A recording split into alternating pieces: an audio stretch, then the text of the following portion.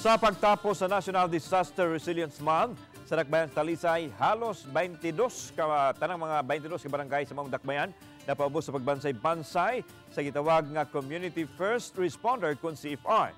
Gisugdan ang training sa nakadayang kabaranggayan atong Agosto tuig 2022. Ubos sa program sa Aksyon Agad sa kagamhanan sa Dakbayan sa Talisay. Gihimo kini human makasinati sa grabeng epekto sa Bagyong Odette tiadtong Disyembre 2021. Mulungtad sa 5 ka adlaw ang training nga magtuki sa saktong pamaagi sa pagtubag sa mga alarma ug paghatag og first aid sa mga mangol. Subay usab kini sa gilatid sa Republic Act 10121 kon Philippine Disaster Risk Reduction and Management Act of 2010 nga naglatid sa pagpanginahanglan sa pagbansay-bansay, pagpangandam, pagtubag sa katalagman ug ang pagbangon sa mga apektado gikan niini.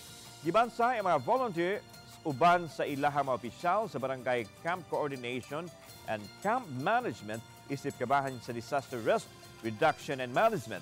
Subay nini giila sa Talisay City Hall ang pagpangandam sa kabarangayan o gisaaran nga paluyuhan ang tanang Community First Responders kung CFR.